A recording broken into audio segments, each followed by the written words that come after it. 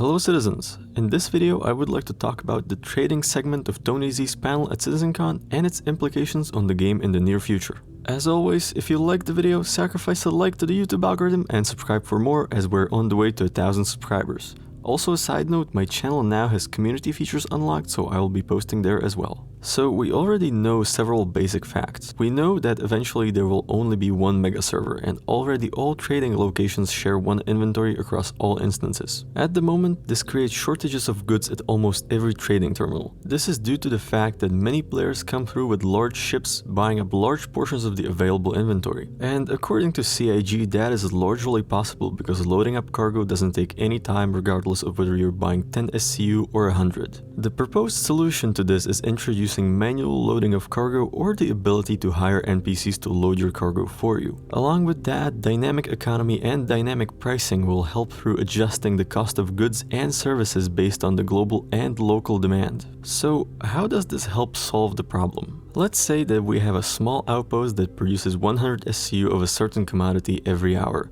Let's say that this commodity has an average profit margin and that the outpost has 5 workers that you can hire to load the cargo onto a ship. If a player shows up in a Caterpillar and tries to buy the entire stock, first this is going to cause a spike in demand which will cause a local price increase. If this player wants to fill up their ship, they will have to spend at least 6 hours on the site with ever-increasing prices. This could significantly reduce their total profit margin. Furthermore, they will either have to load up the cargo themselves, which would be an incredibly boring and tedious task, or very likely have to hire all available workers, increasing the price of labor and again reducing the profit margin. At the same time, staying at a certain location for a long time poses a security risk.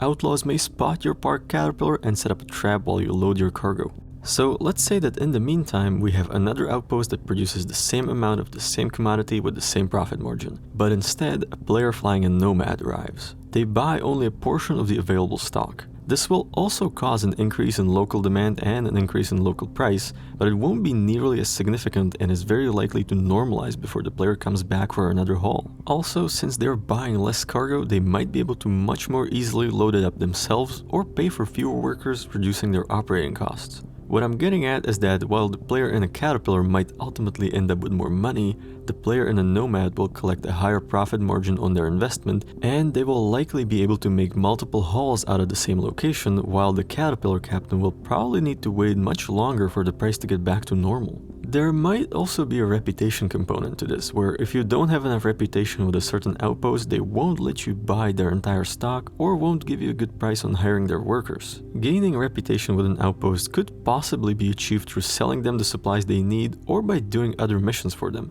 But I'm going to cover the reputation section of this panel in a separate video. So now you're probably asking, if outposts are only suitable for trading with small ships, where do large cargo ships stand in the global economy? This is a good question, and to answer it we have to take a look at how cargo is going to move through the verse. Let's say that the majority of basic goods and resources will be manufactured by small outposts. Some chunk of it, like food and medical supplies, will be traded between these outposts as part of the supplies they need to operate. But the majority of the generated goods will have to go somewhere else. Most will probably end up at major transfer hubs like cities, factories, and orbital stations. Chances are that a resource manufactured in the Stanton system is going to be needed somewhere else. So you're going to buy this commodity from a transfer hub at a higher price than what it was purchased at from an outpost. And then you're going to fly it across several systems to another transfer hub. Your profit margin is going to be fairly small, but you're going to make up the profit on being able to transfer a much larger volume. Also, transfer hubs will have hundreds or thousands of workers and machinery you can hire to load and unload cargo for a much better price. Also, since transfer hubs will have a much higher supply of both workers and goods, it is very unlikely that the price will drastically change unless there's an extreme volume of cargo being moved. This system would create a trading loop that would have something to do for traders with small ships as well as traders looking to haul large volumes of cargo. I am very interested in how manual cargo handling is going to work.